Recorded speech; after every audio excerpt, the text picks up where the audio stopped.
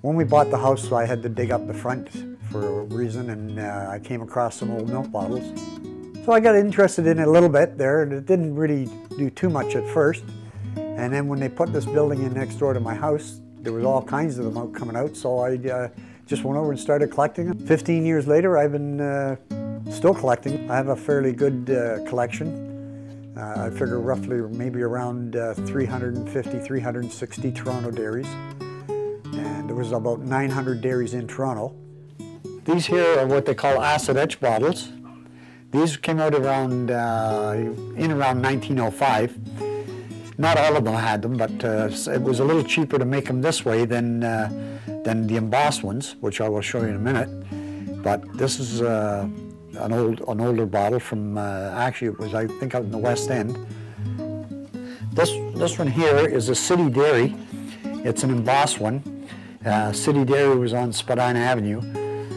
When they made these bottles, they were thinking that they would protect the milk from the sunlight. But people couldn't see the milk, so they didn't want the bottle, so they never made any more of them. I don't know how many there is, probably thousands of them around, but there's a few collectors have them, and it's called an amber.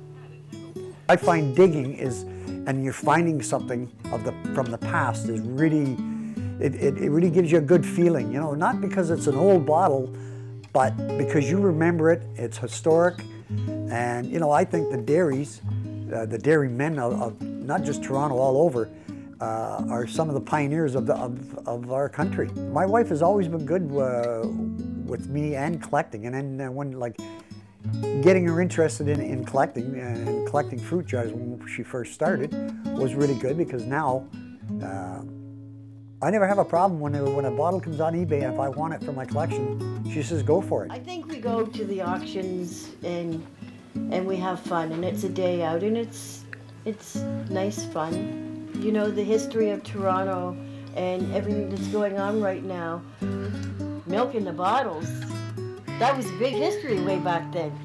And I did an evaluation on the milk bottles that he had, and they were very thoughtful. And like I told my wife that when I pass away, if nobody else wants it, then I'm donating my collection to the City of Toronto, which I think will. But like the younger generation have to know what it's about. You know, they got to know the history, not just in milk bottles, but Toronto's history period. You know, it's a good thing to know.